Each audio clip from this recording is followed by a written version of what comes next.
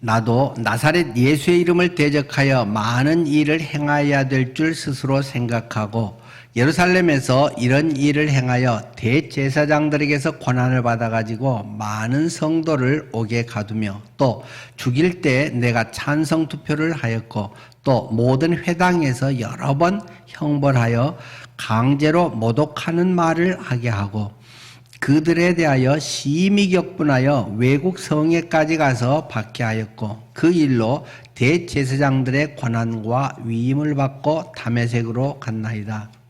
왕이여, 정오가 되어 길에서 보니 하늘로부터 해보다 더 밝은 빛이 나와 내 동행들을 둘러 비추는지라. 우리가 다 땅에 엎드러짐에 내가 소리를 들으니 히브리 말로 이르되 사오라 사오라 내가 어찌하여 나를 박해하느냐. 가시체를 뒷발질하기가 내게 고생이니라. 내가 대답하되 주님 누구시니까? 주께서 이르시되 나는 네가 박해하는 예수라. 일어나 너의 발로 서라. 내가 내게 나타난 것은 곧 내가 나를 본 일과 장차 내가 내게 나타날 일에 너로 종과 증인을 삼으려 함이니 이스라엘과 이방인들에게서 내가 너를 구원하여 그들에게 보내어 그 눈을 뜨게 하여 어둠에서 빛으로 사탄의 권세에서 하나님께로 돌아오게 하고 죄 사함과 나를 믿어 거룩하게 된 무리 가운데서 기업을 얻게 하리라 하더이다. 아그리빠 왕이여, 그러므로 하늘에서 보이신 것을 내가 거스르지 아니하고 먼저 다메섹과 예루살렘에 있는 사람과 유대 온 땅과 이방인에게까지 회개하고 하나님께 돌아와서 회개에 합당한 일을 하라 전함으로 유대인들이 성전에서 나를 잡아 죽이고자 하였으나 하나님의 도우심을 받아 내가 여기까지 서서 높고 낮은 사람 앞에서 증언하는 것이니 선지자들과 모세가 반드시 되리라고 말한 것밖에 없으니 곧 그리스도가 고난을 받으실 것과 죽은 자 가운데서 먼저 다시 살아나사 이스라엘과 이방인들에게 빛을 전하시리라 함이니이다 하니라. 아멘. 그래, 좋은 일을 하고 고난을 받는다는 것은 억울할 때가 있을 것입니다. 죄를 짓고도 법정에 가면 억울하다고 호소연하는 사람들도 있잖아요. 그런데 정말 좋은 일 하고도 누명을 쓴다거나 고통을 당할 때 참 그들의 심정은 때로는 참담할 수도 있을 것입니다.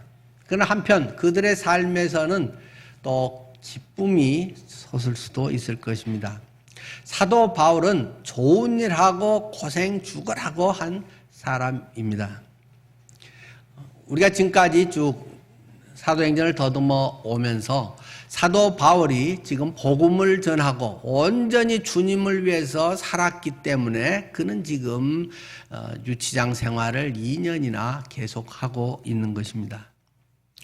그것을 통해서 드디어 이제 그 풍속을 잘 아는 아그리빠 왕이 그곳에 왔을 때 그 앞에서 청문회를 통해서 자기의 이런 쭉 상황을 이야기하고 있습니다. 지난 시간은 우리가 바울이 전하는 것의 핵심이 그 부활에 대한 이야기를 강조를 했습니다. 하나님이 약속하신 것에 대한 소망 때문에 내가 이렇게 지금 고소를 당하고 고통을 겪고 있습니다. 그 소망은 메시아 대망 사상이다. 많은 사람들이 메시아를 그렇게 바라고 그분이 오면 모든 게 다 잘 해결되고 대박나고 좋은 일만 있으리라고 생각해서 메시아를 보내주소서 그렇게 갈망을 했지만 바울이 전하는 것은 예수가 메시아다, 예수가 그리스도라고 강조하는 것, 그것이 그의 가장 핵심적인 죄목이라고 하는 것이었습니다. 사람들이 우습게 여기는 그 갈릴리 시골 출신의 그 청년, 그가 예수다. 또 그가 메시아임을 증명하는 것이 부활이다. 부활을 통해서 하나님께서 하나님의 아들이고 그를 통해서 구원의 복음의 일을 이루었다라고 하는 것들을 바울은 지금 설명을 했고, 그리고 나서 조금 더 설명을 한 다음에 그의 간증을 하게 됩니다. 자기를 고소한 사람들의 그 입장에 대해서 이야기하면서도 나도 그 사람들의 입장을 이해 못하는 것은 아닙니다. 나도 저 사람들과 똑같은 사람이었습니다 하는 이야기를 지금 9절 말씀부터 이야기하고 있는 것이죠. 나도 나사렛 예수의 이름을 대적하여 많은 일을 행해야 될 줄 스스로 생각했다. 내 스스로 이것이 하나님을 위한 일이다. 이래야 하나님이 기뻐하시는 것이다. 이것이 정통 바른 신앙이다 라고 생각했는데 나사렛 예수의 이름을 대적하는 것이었습니다 라고 고백을 하고 있습니다. 그래서 무슨 많은 일을 했느냐라고 하는 것이 10절부터 쭉 12절까지 기록이 되어 있습니다. 그가 대제사장들의 권한을 받아서 많은 성도를 감옥에 집어넣기도 하고 또 죽이는 그런 투표에 찬성 투표도 했고 회당 여기저기를 쫓아다니면서 그런 사람 잡아다가 형벌을 주고 강제로 모독하는 말을 하게 하고 때로는 심히 격분해서 외국 성에까지 쫓아가서 그 사람들을 박해한 사람이 바로 내 자신입니다. 당사자가 바로 납니다. 그는 스데반의 순교의 현장에 있었고 그래서 그 선한 스데반이 죽는데 기꺼이 동의를 하고 옷을 맡아주면서 사람들을 동료 선동해서 저런 사람은 죽여야 된다고 해서 스데반을 죽인 그 현장에 사람이 납니다. 또 다마스커스 그 중심 도시에까지 내가 가서 거기에 숨어있는 이 엉터리들을 잡아다가 죽여야지 해서 다마스커스로 내가 가고 있는 길이었습니다. 그런데 이것이 내 개인의 생각이 아니라 그것은 당시의 여론이었습니다. 당시 사람들이 전부 그 지역의 사람들이 그게 맞다고 믿었던 내용입니다. 그것을 증명하고 있는 것이 계속 강조해서 10절과 12절에 강조하고 있는 내용이 무엇입니까? 예루살렘에서 이런 일을 행하여 대제사장들에게서 권한을 받아 가지고 12절에서도 그 일로 대제사장들의 권한과 위임을 받고 다메섹으로 갔나이다. 내가 그것은 어떤 몇 사람의 생각이 아니라 대제사장이 공인한 것이고 당시에 다 그것이 옳다고 생각하는 바를 내가 기꺼이 선발대가 돼서 내가 돌격대장으로 그 일을 했습니다 라고 이야기하고 있는 것입니다. 유대인들은 바울을 너무나도 미워했습니다. 그래서 죽이려고 했고 40명의 암살단이 조직적으로 움직이고 있었다. 아마 바울이 예전 같으면 그런 암살단, 그런 사람과 같은 존재였는데 완전히 입장이 바뀌어서 바울이 이제 죽임을 당하게 됐잖아요. 그런데 왜 유대인들이 이렇게 바울을 죽이려고 했는가? 크게 두 가지 이유를 우리는 꼽을 수 있을 것입니다. 그렇게 바울이 열렬하게 유대교 신봉자에서 하루아침에 완전히 개종을 해서 기독교 우두머리가 되어버린 그 모습, 그리고 그가 계속 외치고 있는 내용은 예수가 메시아다, 예수가 그리스도라고, 그리스도는 예수라고, 딴 뭐가 아니라고, 그걸 외치는 것 때문에 유대인들이 그렇게 미워했다라고 하는 것입니다. 또 두 번째는 예수의 부활을 증거했는데 그것이 이방인에게도 똑같은 효력이 있는 것이다. 구원을 받는 것은 유대인이나 이방인이나 똑같이 차별이 없다. 믿으면 모두가 구원을 받는다 하면서 이방인도 구원을 받는다. 우리하고 똑같다라는 그 말을 하는 것을 견딜 수 없었다는 것입니다. 이게 말이 되는 소리야? 우리는 선민인데 그들은 선민 사상에 꽉 사로잡혀 있었다라는 것입니다. 모세를 통해서 출애굽을 해서 이리저리 하고 이 하나님의 약속의 땅 가나안으로 들어와 있는 우리 유대인하고 어떻게 지멋대로 살고 있는 이런 이방인들하고 같을 수가 있단 말인가 하는 것이 그들의 받아들일 수 없는 내용입니다. 선민사상은 참으로 복된 일입니다마는 선민사상은 잘못하면 아주 편협하고 잘못된 신앙을 갖게 할 수 있다는 것입니다. 선민은 무엇입니까? 어떤 분들은 가끔 착한 백성 뭐 이렇게 생각하는 착할 선자를 생각한 분도 있지만 전혀 그런 뜻은 1%도 없죠. 뽑을 선자, 뽑힐 선자, 어디에서 뽑힌 사람들, 당선 뭐 이런 데 쓰는 단어잖아요. 하나님이 뽑아준 사람들, 하나님에게 꼭 찝혀서 찜해서 뽑힌 사람입니다. 그 말이 선민이죠. 그런데 왜 그들이 딱 뽑혔냐? 뽑힐 만한 무슨 뭐 잘한 것, 장점이 있냐? 성경은 전혀 없다. 한 가지 꼭 집으라고 한다면 제일 작기 때문이다. 제일 무능하기 때문에 얘들을 통해서 하나님이 뭘 하면 와 하나님이 하신 거네를 제일 확실히 보여줄 수 있기 때문에 제일 무기력하고 제일 작은 유대인들을 택해서 그 일을 한 것이다 라고 모세오경에 분명하게 기록하고 있습니다. 우리 좀 잘하고 힘세고 하는 사람이었으면 어째 그럴만해. 싹수가 있어. 어릴 때부터 떡잎이 다르더라고 하면서 사람들이 인정을 하지만 전혀 못했는데 걔가 그런 일을 했어? 야, 지 힘으로 한 거 아니지. 어떻게 그럴 수가 있어? 그 하나님 믿는데 하나님께 기도했대. 하나님이 가르쳐 주셨대. 야, 하나님 진짜 살아 계시나 봐. 나도 하나님 믿을까? 그러려고 제일 별 볼 일 없는 그들을 택해서 선민으로 삼았다라는 것이 성경에 제시하는 바입니다. 그런데 그들은 그 선민이라는 의식을 엄청난 특권으로 생각하면서 자기 자랑과 교만으로 생각하고 있다는 것입니다. 우리는 그만한 뽑힐 만한 건더기가 있지. 우리는 딴 사람보다 탁월한 민족이야. 이런 착각을 하고 있다는 것입니다. 그렇기 때문에 너희가 구원받는 거 당연하지. 근데 이방인도 구원받아. 그건 용납할 수 없어. 하는 것이 그들의 생각이라는 것입니다. 선민이라고 하는 것을 보여줄 수 있는 대표적인 표가 있다. 그들은 그래서 나면 8일 만에 할례를 받는 것이었습니다.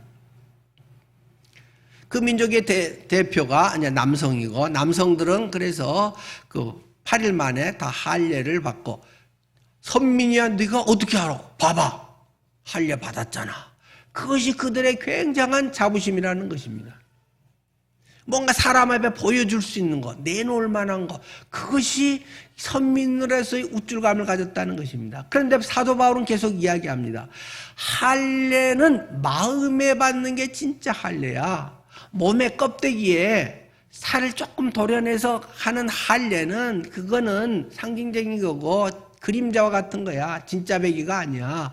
마음에 정말로 구분되는 할례라고 하는 것이 구분되는 것인데 세상에서 하나님께로 옮겨져서 구분된 할례, 그것은 유태인이나 이방인이나 진정으로 예수 그리스도를 나의 주인으로 영접한 사람, 그리스도의 십자가와 부활을 믿는 사람은 누구나 아무 차별 없이 똑같이 구원을 받고 하나님 자녀가 되는 거야. 이렇게 말하기 때문에 저런 때려 죽일 놈, 우리 선민이 그러면 뭐야? 이 자부심은 뭐야? 그런 게 강한 사람일수록 시기심이 많잖아요. 질투와 이런 것에서 바울 제가 돌아다니면서 밤낮 그 이야기를 하고 돌아다녀 저거 죽여야지 하는 것이 바울을 고소한 근원적인 내용이라고 하는 것입니다. 자, 이런 상황 속에서 바울이 이제 아그리빠 왕 앞에서 자초지종을 좀 설명을 합니다. 그 내용에 대해서는 이 사도행전에 3번 기록이 되어 있다고 말씀을 드렸습니다.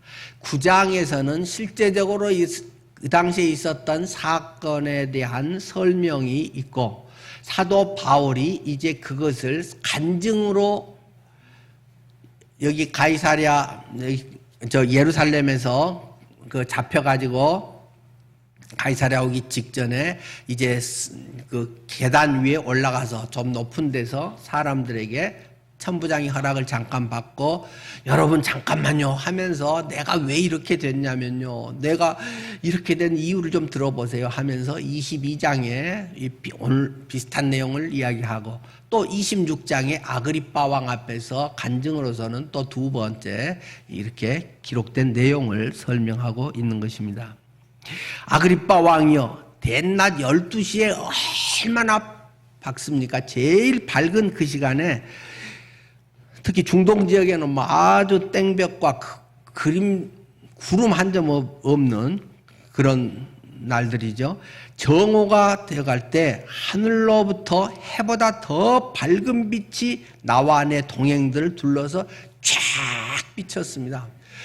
갑자기 1분 전에도 전혀 그런 차이가 없었는데 한순간에 가장 밝을 그 시간에 햇빛보다 더 밝은 엄청난 빛이, 전혀 다른 차원의 빛이 쫙 비치니까 우리가 그냥 그대로 나동그라져 버렸습니다. 다 엎드러져 버렸습니다. 우리가 다 땅에 엎드러짐에 그때 뭔 소리가 들렸습니다. 그 소리를 딴 사람들은 뭐 웅얼웅얼 뭔 소리 같아 뭐 어쩌고 했는데 바울에게는 또록또록하게 들렸다는 것입니다. 앞에서 9장과 22장에 기록되어 있죠.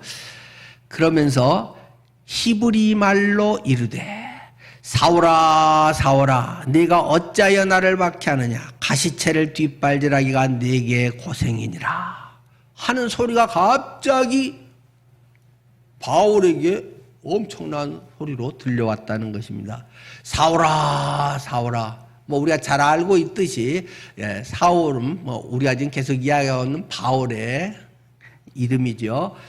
바울의 히브리식 이름은 사울이고, 그의 로마 시민권을 가진 그것으로 이름은 바울이죠. 사울이라고 하는 이름은 뭐 큰 자라는 뜻이고, 바울이라고 하는 이름은 작은 자이죠. 그래서 어떤 분들은 또 옛날에는 우리가 거의 그렇게 가르쳤잖아요. 사울이어서 큰 자라고 생각했는데 예수님을 만나고는 바울이라는 작은 자로 변화돼서 하나님 앞에 참으로 나는 작은 자다, 자기를 깨닫고 나서 이런 복음 전한 사람이 됐다라고 했는데 그렇진 않아요. 태어나면서부터 두 이름은 동시에 갖고 있었습니다. 히브리 호적에는 사울이라고 올리는 거고, 그 로마 시민권 여권에는 바울이라고 적혀 있었어요. 그런데 어려서는 그 히브리 문화권에 있기 때문에 사울이라는 이름을 계속 쓰게 되고, 이제 만나고 계속 선교라든가 이런 것으로 이제 나가기 때문에 그 이후로는 성경에서 바울이라는 이름을 주로 쓰고 있을 뿐입니다. 그래서 그 본래 히브리의 그들 이름이었던 사울아 사울아 하고 부르는 소리가 들렸다는 것입니다. 네가 어째서 나를 박해하느냐 하는 음성이 들렸다는 거죠. 그러면서 네가 가시체를 뒷발질하는 것이 네 고생이야 하는 음성이 들렸다는 것입니다.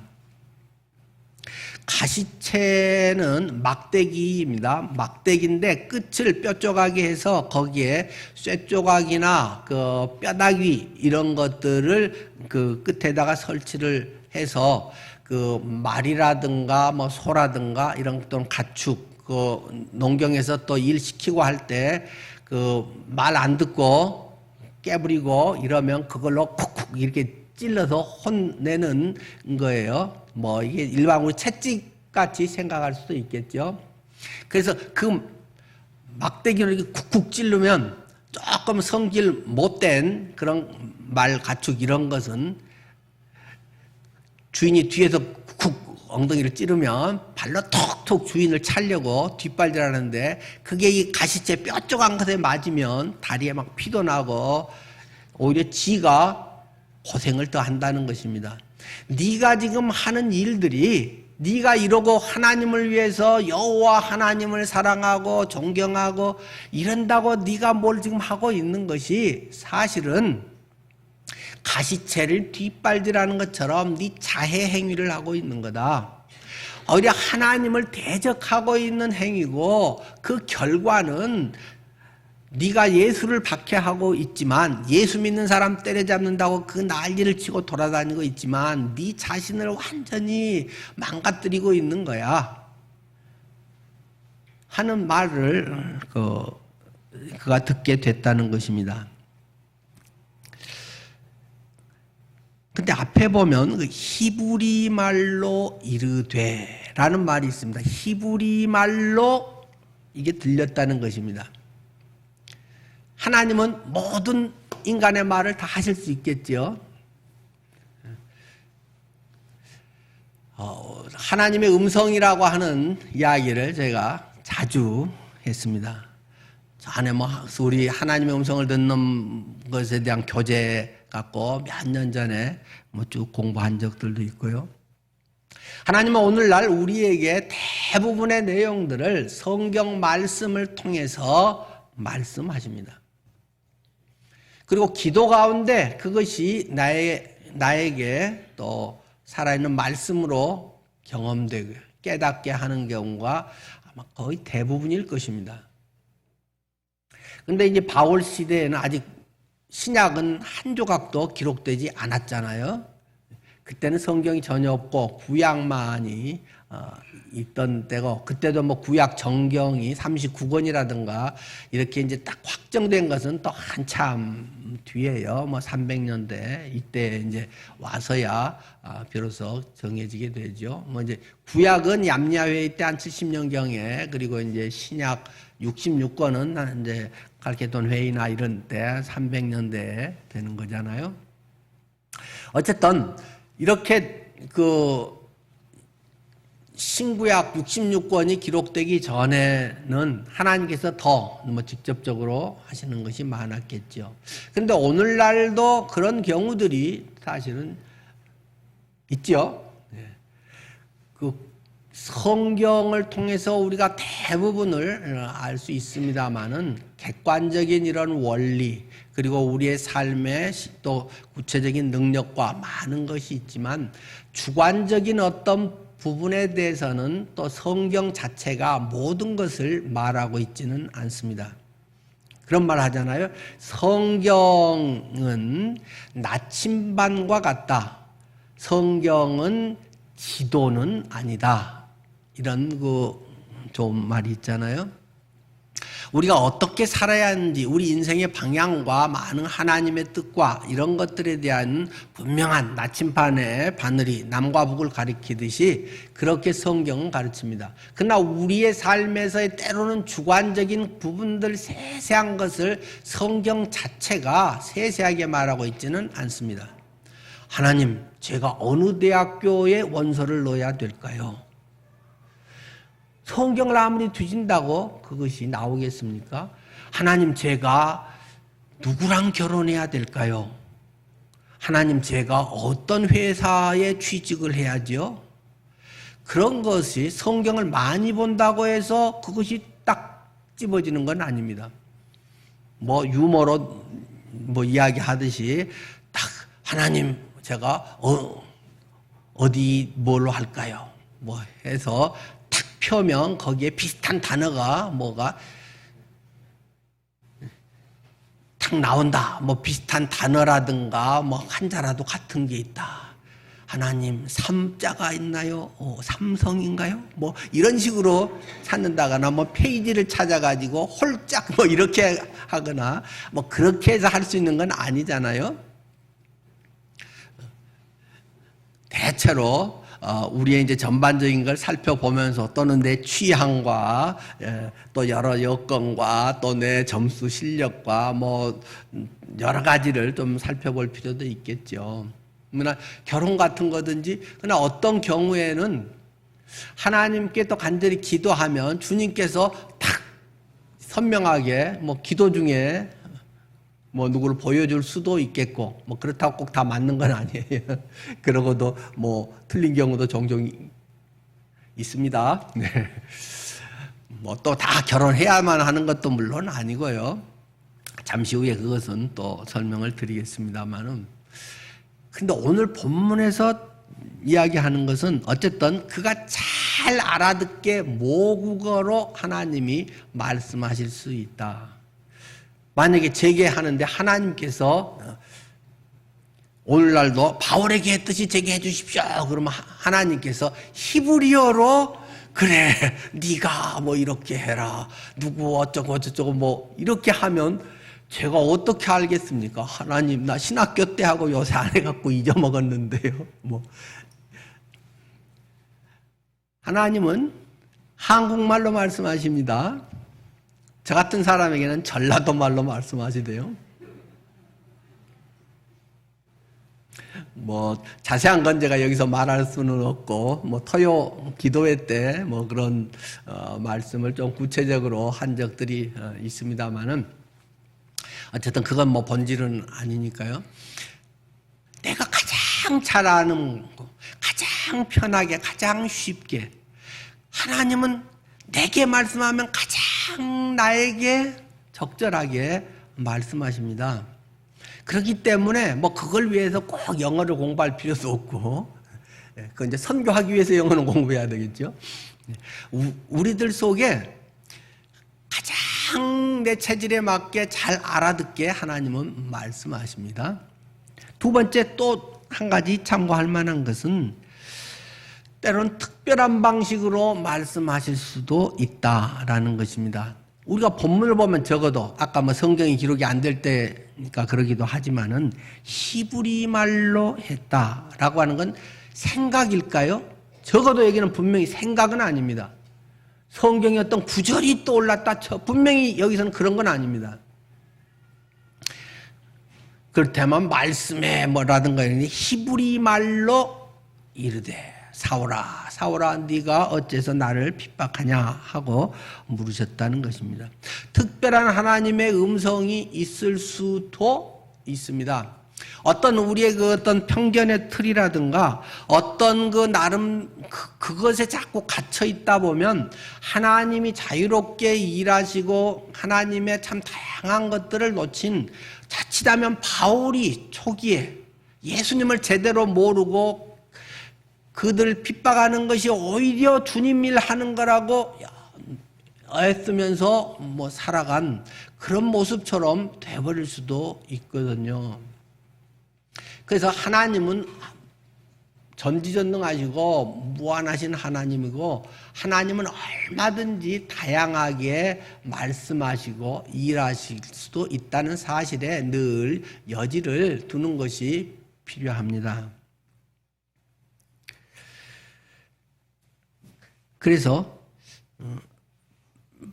히브리 말로 하는 것을 들으면서 내가 대답하되 주님 누구시니까 하고 물어봤다는 것입니다. 주님 누구십니까? 근데 우리가 이 주님이라고 하는 단어 성경에 나온 것을 잘 봐야 돼요. 늘 해석은 문맥에 의해서 하는 것이다. 단어 자체에 의해서만 할 때 1차적으로 뭐 단어 연구를 해야 되겠지만 그것은 문맥에 따라서 많은 차이가 있을 수 있습니다. 여기에서는 바울이 처음 대화하면서 그렇게 보면서 예수를 주님이라고 고백했구나, 그런 거 아니에요. 그냥 당시에도 물론 예수를 영접하고 진짜 주님이라고 하는 퀴리오스라고 하는 이 헬라어 주인님이라고 하는 단어를 쓰고, 그런 경우는 정말 자기를 예수님을 주인으로 모시고 하는 뜻이지만, 똑같이 퀴리오스라고 하는 단어를 써도 그것은 그냥 그 대명사로 보편적인 것으로 쓰는 것도 일반적인 상황이었습니다. 여러분 식당에 가서 그분들이 안내를 합니다. 저 사장님 이쪽으로 앉으시죠. 근데 제가 가서 나는 사장 아니고 나 목사예요. 막 그러면 이게 차림사님께서 안내하시는 분이 웃겠죠. 옆 사람도 꼭 당신이 명함을 언제 줘서 꼭 사장인지 부장인지 그런 게 중요한 게 아니고 그냥 대명사로 사장님 이리 오시죠. 또 어디서 할 때 저 선생님 저 잠깐 와보세요. 근데 나 선생님 아니고 목사라니까요. 이러면 웃기잖아요. 그냥 다른 사람들에게 대해서 일반적으로 하는 당신에 해당하는 그런 그런 것으로 주님, 주인, 주님이라고 하는 용어를 종종 썼고 성경에도 그런 것들이 종종 등장합니다. 그래서 꼭 주님은 모든 걸 주인으로 모신 이렇게 하다 보면 엉뚱한 해석을 하는 수가 있습니다. 하여튼 여기서는 당신은 누구십니까? 그런 뜻입니다. 아니, 이 엄청난 도대체 당신 누구예요? 하고 말을 더듬는 거죠. 근데 우리가 살아가면서 이 주님 누구십니까? 당신은 누구십니까? 하는 질문을 자주 해야 신앙이 참 성숙되고 아름다워집니다. 여러분은 주님을 얼마나 알고 계실까요? 주님에 대해서 어떻게 알고 계실까요? 전지전능하시고 우주보다 크시다는 그분을 우리가 한 방에 어떻게 다 알 수 있겠습니까? 내가 아무리 믿음이 좋다고 그것이 전부 깨달아지고 전부 알아질 수 있겠습니까? 계속 믿음으로 살아가면서 믿음의 신앙의 연륜이 생기고 말씀과 기도 가운데 주님과의 친밀감이 있고 계속 하면서 주님을 알아가는 것입니다. 지식으로 하는 것은 아주 쉽습니다. 두꺼운 책 몇 권 놓고 그냥 작심해서 하면 몇 주, 몇 달만 해도 머리 좋은 사람들하고 금방 하나님에 대해서 하고 신학교 가서 조직신학에 배워서 하나님은 어떤 분인가 금방 알 수 있습니다. 그것이 하나님을 아는 걸까요? 내가 내 배우자를 아는 것과 그냥 단순하게 결혼 전에 같은 회사를 다니면서 알았던 것과 그 알매 정도는 얼마나 같을까요? 비슷한 것도 많겠죠. 여러분은 주님을 얼마나 알고 계신가? 바울이 알고 있는 하나님, 주님, 예수, 그분은 아주 피상적이었다는 것입니다. 갈릴리의 촌 청년, 사람들을 선동해서 사기친 사람, 부활이 어쩌고 그렇게 해서 희한한 걸로 사람들을 미혹시키는 사람, 그런 거 믿는 사람들을 깨우쳐줘야지 하면서 잡아 죽이고 돌아다녔다는 것입니다. 내가 예수를 얼마나 알지요? 예수님은 나의 죄를 다 용서해 주셨습니다. 과거, 현재, 미래 모든 죄까지도 나를 자녀 삼아 주심으로 한 번 자녀는 영원한 자녀다. 한 번 태어나면 그 아이는 사춘기를 지나면서 부모에게 대항을 하고 어떠고 상관없이 자녀 자체의 신분은 영원히 변함없다. 그런 것처럼 예수님을 내가 진정으로 영접했으면 나의 모든 죄가 완전히 해결되고 하나님은 나의 죄 없다고 너는 이제 내 자식이라고 내가 책임져 주마고 말씀하셨다. 그리고 부활의 거듭난 삶을 나는 분명히 천국에까지도 연장해서 그곳에서 살게 된다 라고 하는 가장 기본적인 그것을 우리는 구원의 확신이라고 합니다. 그런데 그것만 갖고 있는 사람들이 의외로 많다는 것입니다. 그것을 발판으로 해서 비로소 이제 하나님을 하나하나 알아간다는 것입니다. 내가 고난 중에 있을 때 나를 위로하시는 하나님,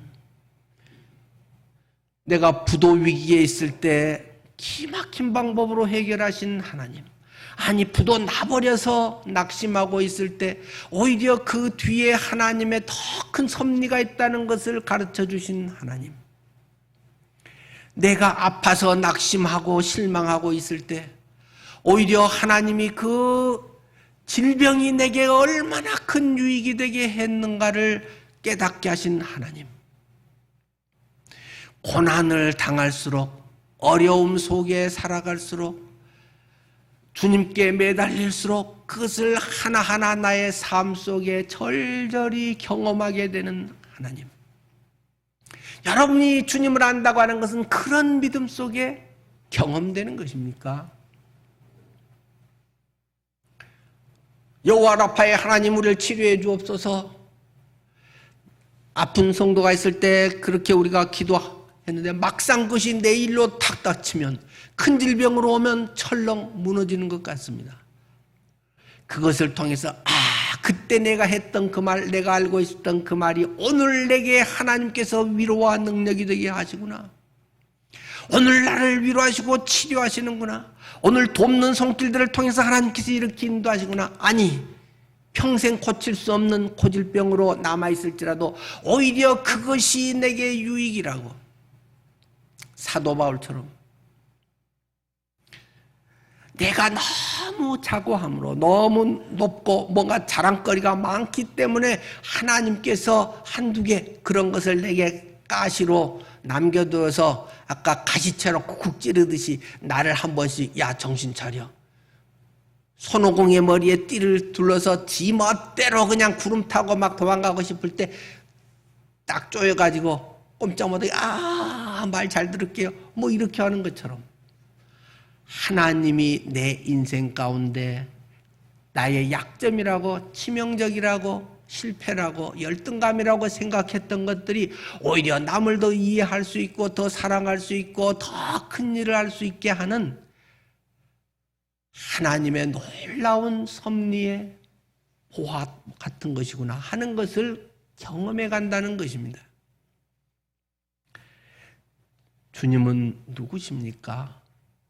여러분들의 그 대답이 공식적인 정답이 아니라 날마다 주님과 살아가며 주님 만나는 그날까지의 체험과 고백과 눈물과 위로와 다른 사람들을 섬기는 것으로 나타나게 되는 놀라운 알미 되기를 축원합니다.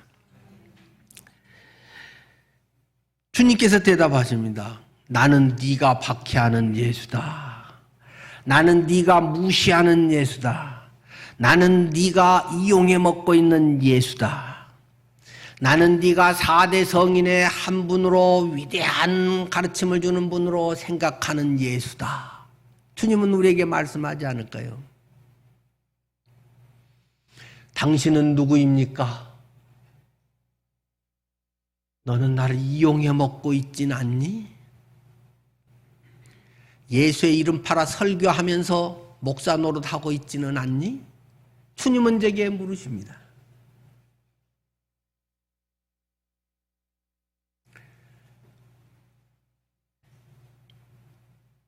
주님은 주인입니다. 주님은 전능하십니다 하면서 걱정거리 있으면 주님은 어디로 가버리고 밤낮 걱정거리만 붙들고 근심하고 걱정에 쌓여가지고 비교하고 남은 나보다 신앙이 안 좋은데 저 사람은 잘 되고 애들도 잘 되는데 나는 이게 뭐야? 하나님 있어요? 없어요? 사랑해요? 안 사랑해요? 밤낮 그 뺑뺑이 돌고 있는 건 아니니? 네가 박해하고 있는 나를 우습게 여기고 나를 전능자라고 말은 하지만 무시하고 있는 건 아니니? 나의 능력을 완전히 내리깔고 신앙생활하고 있는 건 아니니? 이렇게 혹시 주님께서 말씀하시지는 않을까요? 정말로 예수는 누구입니까? 여러분의 신앙에 정말로 나의 주인입니다. 예수의 부활을 통해서 예수는 정말 하나님이십니다. 그분 안에 있을 때 이 세상에서 가장 나다운 삶을 살 수 있고 천국의 영생도 누릴 것을 확실히 믿습니다.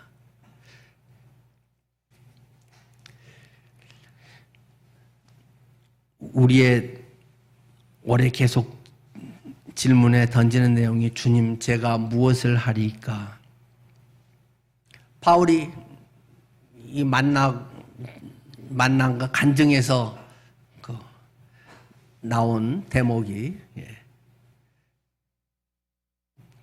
여기에서 주님 제가 무엇을 하리까 하는 질문이었죠.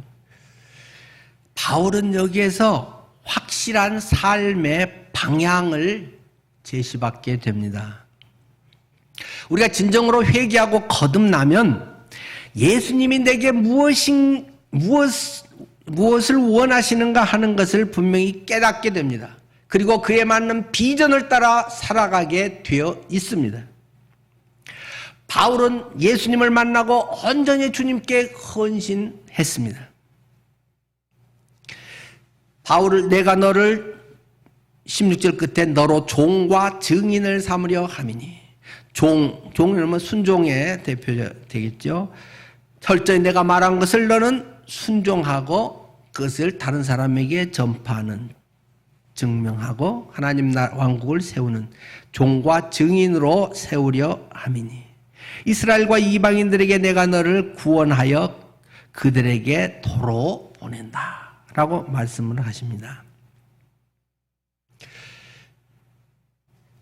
박해자였던 바울이 전도자로 변화되는 데는 엄청난 충격적인 사건이 중간에 있었다는 것입니다. 그것이 예수님을 만난 사건입니다. 박해자가 정반대 전도자가 되는 것, 인생이 바뀌는 것은 종교 교육이 아닙니다. 신앙의 연륜이 아닙니다. 예수님을 생생하게 만나는 것입니다. 이 만남은 지식을 뛰어넘는 것입니다. 종교적 행위를 뛰어넘는 것입니다. 영의 마주침입니다. 내 영 속에 영이신 하나님이 찾아오시는 것입니다. 내 영에 빛을 비춰버리는 것입니다. 보여지는 것입니다. 내가 무엇을 해서 이루고 뭔가가 완성되는 것이 아니라 내가 갈망하며 어둠 가운데 있었다는 것을 절감하면서 나는 죄인이네요. 참으로 무기력하네요.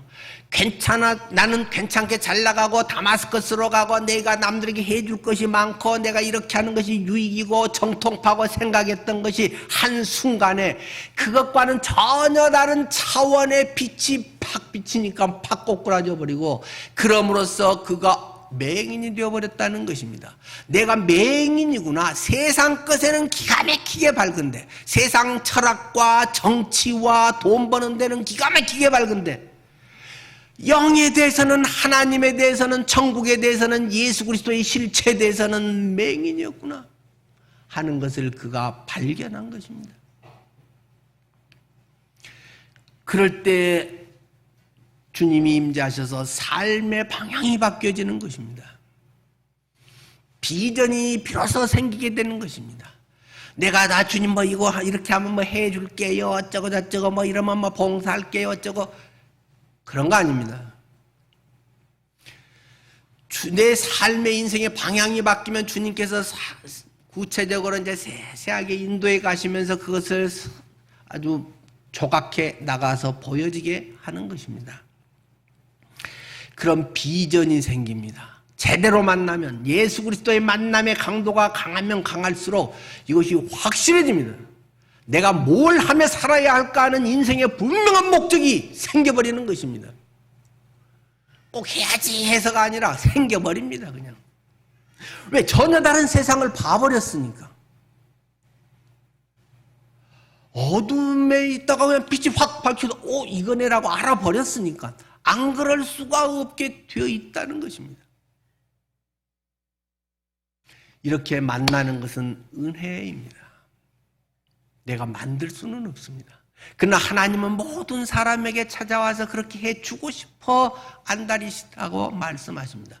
하나님은 모든 사람이 구원을 받으며 진리를 아는 데 이르기를 원하시느니라. 너희는 만날 만한 때에 나를 찾으라. 내가 너희를 만나주리라. 보라 지금은 은혜 받을 만한 때요 보라 지금은 구원의 날이로다. 주님은 계속적으로 우리에게 말씀하시고 도전하시고 이 시간도 마이크로 소리를 질러가면서 하나님은 제 입을 통해서 말씀하고 계신다는 것입니다. 내 영의 주님은 빛을 비춰주십니다. 불을 지르기를 원하십니다. 밋밋하고 살맛없고 그냥 그런 삶에 열정이 생기게 됩니다. 마음에 뜨거운 도전심이 생기게 됩니다. 전에는 나 좀 가만히 놔둬 이러고 싶었는데 그 마음에 뭘 하고 싶은 마음이 막 생긴다는 것입니다. 주여 제가 무엇을 할까요? 하는 것이 마음에 생기게 된다는 것입니다. 하나님께서는 예수님은 18절에 그 눈을 뜨게 하여, 영의 눈을 뜨게 합니다. 세상 눈만 떴는데 영의 눈이 띄어집니다. 세 가지를 말씀하십니다. 어둠에서 사람들을 빛으로, 세상에서의 뭐 그것이 좋다 어쩐다고 해도 그게 그거지 뭐 그렇게 대단한 좋아 죽을 게 뭐가 얼마나 있냐. 그때는 막 대단한데 그것이 막 결혼해서 너무 행복하고 뭐 1년을 행복하려면 결혼하라 했는데 요즘도 그런지 모르겠어요. 막 신혼여행 갔다 와서 싸우는 사람도 있고. 평생을 행복하기를 바랍니다. 1년이 아니라. 네. 그것도 굉장했지만 힘들 때가 있고 혼자 있으면 편하고 좋은데 그런 생각이 왜 평생에 한두 번씩 옆구리로 스치지 않을까요? 돈을 많이 벌어서 뭔가 됐다 한 것 같은데 그 돈이 뭐래도 안 가겠지만 있어 보니까 또 별것도 아니고 뭔가가 성취했다고 하는 이 세상에서는 소금물을 마시는 것 같아서 그때는 해갈되는 것 같지만 얼마 후에는 또 기갈이 계속 찾아오는 것이 이 인생에서의 갈급함, 문제 해결의 방법이라고 하는 것입니다. 어둠에 더듬거림 같은 빛이 쫙 비춰버립니다. 그 다음에 사탄의 권세에서 하나님께 돌아오게 한다. 많은 사람은 사탄에 매여 있다는 것입니다. 대단한 뭐 권력자고 무슨 재벌이고 뭐 어쩌고 저쩌고 해도 뭐 거기에 뭔 점쟁이를 끼고 무엇을 하네 어쩌네 뭐 사원을 뽑네. 근데 뭐 꼭 삼성 그러지는 않았다고 하지만 뭐 이병철 회장이 뭐 그런 걸 엄청 좋아하고 자문을 많이 구했다고는 하대요. 어쨌든 뭐 그런 뭐 재벌이든 뭐 정치든 뭐든 사람들은 나름대로 징크스가 있습니다. 노이로제에 걸린 것들이 있습니다. 자기의 편향되는 취향이 있습니다. 그런 것에 의해서 사탄이 살살 갖고 놀기 딱 좋은 그런 사람으로 길들여져 있습니다. 예수 믿으면 그게 한 방에 해결되는 줄 믿습니다. 아멘. 예수 믿으면 운명이 바뀌어져 버렸습니다. 생활에서 체험되는 것은 믿음에 또는 정도와 계속적인 것을 통해서 이것이 이제 점차 경험되는 건 틀리지만 사탄의 자녀에서 하나님 자녀로 바뀌면서 예수 믿으면 팔자가 바뀌어 버렸습니다. 십자가의 능력은 그것을 완전히 끊어버렸습니다. 부활의 능력은 새로운 사람으로 만들어 버렸습니다. 그렇기 때문에 예수 믿는 사람이 자꾸 뭐 우리 가정이 어떠고 가문이 어쩌고 물론 건강에 약간 유전자적인 그 가족력 이런 것은 참고를 할 필요는 있겠죠. 뭐 식사라든가 어떤 삶의 방식 이런 것도 영향은 있고 체질도 있으니까요. 그러나 뭐 우리 가문에는 뭐 어쩌고 막 귀신이 어떠고 뭘 신을 받아야 되고 어쩌고 없습니다. 그런 거. 예수 그리스도 안에는 다른 것 안에는 귀신이 이렇게 저렇게 맨날 그 동네 왔다 갔다 하기 때문에 다 비슷하겠지만 예수 그리스도 안에는 엄청난 이런 역사가 이미 해결되어 버렸습니다. 끝났습니다. 여러분의 삶에 여러분을 혹시 낙심케 하고 여러분의 삶에 그 깊은 여러분을 끌어당기는 그러한 것들은 뭐 운명적이고 뭐 사주고 팔자고 뭐 이런 거 저런 거 한 방에 끝나버렸습니다. 어디서요? 십자가에서.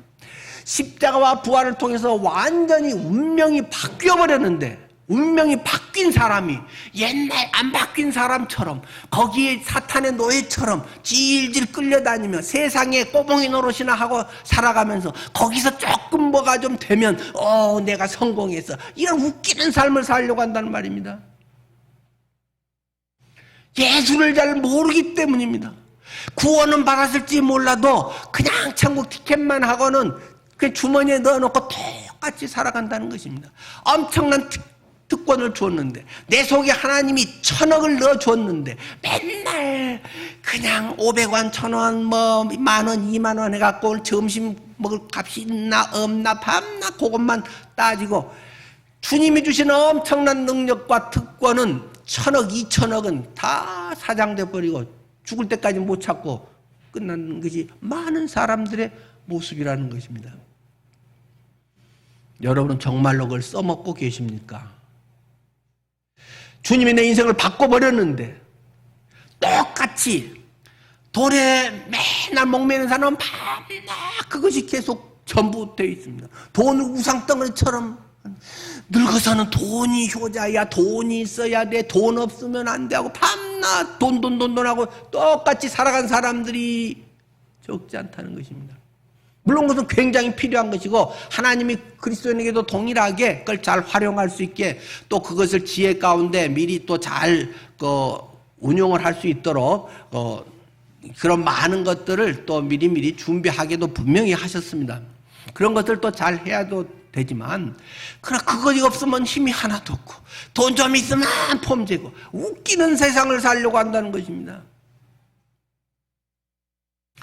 여러분의 모든 그런 것들은 전능하신 하나님 안에서 얼마든지 지금부터라도 해결될 수 있고 놀라운 능력으로 변화될 수 있다는 사실을 확신하십시오. 믿음으로 나아가십시오. 하나님께서는 그것을 보이실 것입니다. 그의 속에 하나님의 놀라운 역사를 나타내 주시기를 기뻐하시고 이렇게 핏대를 세우면서 말하게 하시는 것인 줄 압니다. 여러분의 삶의 목표가 분명해져서 자녀를 키우는데 때로는 은혜의 후반생에 대해서, 때로는 심지어 아픈 그것조차도 우리가 그 속에서 하나님 안에서 나의 삶의 목표를 선명하게 할 수 있는 귀한 은혜로 삼아야 할 줄 압니다. 자기 존재의 의미를 알면 삶이 쉬워집니다. 의미를 모르면 밤낮 고민하고 고생하고 불평하게 됩니다.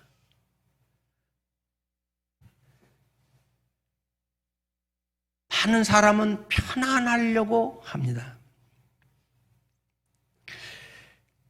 많은 사람들은 외산이 일반적으로 하면 행복하세요, 행복하기를 위해서 산다고 말합니다. 무엇이 행복입니까? 편안히 잘 먹고 잘 사는 것이 행복이라는 세속적인 관점. 그러나 성경은 그렇게 말하고 있지 않습니다. 우리에게 진정한 행복이라고 하는 것은 나를 향한 하나님의 뜻을 이루며 사는 것이 진정한 행복이라는 것을 말씀하고 있습니다. 그렇기 때문에 고난이 아니라 오히려 감사가 된다는 것입니다. 아이고, 내가 아파갖고 뭐 이렇게 해서 내가 주님 잘 섬겼는데 왜 나한테만 이래, 또 어떤 그런 아픔 자체, 그것은 굉장히 고통스러운 건 분명합니다. 남의 이야기 때는 그것이 사실은 쉬웠지만 막상 내 일이 되면 굉장한 고통일 것입니다. 저도 조금 맛보고 있잖아요. 조금만 무리하면 퍼져가지고 막 입술 터지고 속에서 막 코피 나고 막 그 뒷날은 난리가 납니다. 그러나 그것이 큰 은혜, 감사라는 사실을 경험하게 됩니다. 하나님의 뜻을 이루는 것, 이것 자체가 문제가 아니라 그것을 통해서 하나님이 우리를 성숙시키시고 하나님의 더 값진 것을 보게 합니다. 자칫 그렇지 않으면 좋고 편하고 하면 여기서 그냥 오래오래 편하게 건강하게 잘 먹고 잘 살고 그렇게 사람들이 영광을 받으면서 명예롭게 살고 싶은데, 이거 아니네. 아프면 삶의 의미가 뭐지? 이러다가 죽으면 내가 잘 산다고 할 수 있나? 하나님 앞에 가서 할 말이 뭐가 있지? 우리들의 삶의 의미가 발견이 되어야 됩니다. 고난은 그것을 발견할 수 있는 더 좋은 기회입니다. 우리들 속에서 어떤 일이 닥쳤다, 그것은 좋다 나쁘다 말할 수 없습니다. 단지 내가 싫고 피해갔으면 좋은 것 때는 되겠죠. 그것이 내게 얼마나 큰 유익이 될지 아니면 그것이 재앙이 될지는 내가 하나님 안에서 그것의 의미를 발견하느냐 발견하지 못하느냐에 달려있다고 할 수 있습니다. 발견하지 못하면 밤낮 그 고통, 통증, 자기 비하, 그 속에서의 우울함, 그것이 있습니다. 그러나 그것을 발견하면 감사가 됩니다. 고난이 감사가 됩니다. 감사는 수두룩 합니다. 이야기를 마무리하겠습니다. 이 바울을 통해서 하나님께서는 오히려 누구보다도 불행했다고 할 수 있는 바울의 삶, 죽으라고 고생만 하다가 나중에는 모가지 잘려서 순교당한, 그렇게 표현하면 너무 원색적으로 끔찍하기 때문에 참수당했다는 굉장히 고상한 한자어, 그것이 바울의 일생입니다. 정말 예수 잘 믿는 사람의 모습이었습니다. 다 그렇게 될 필요는 없습니다. 또 물론 하나님이 다 그렇게 쓰시지 않을 것입니다. 그럼에도 날마다 나는 그리스도와 함께 죽음의 자리에 동참할 수 있어야 됩니다. 십자가의 죽음이 나의 고백이 될 수 있어야 됩니다. 내 형편이 좋고 나쁘고에 따라서 이렇게 밤낮 엎지락뒤치락 한다면 내 신앙의 뿌리와 주님이 나의 주인이라는 고백은 어디에서 찾을 수 있단 말입니까? 여러분들의 삶에 하나님 정말 감사합니다. 나는 뭐 그럴 일 없지만 다시 태어나도 나는 꼭 이대로만 다시 살아도 난 너무 좋겠습니다. 저의 고백입니다. 기도하겠습니다.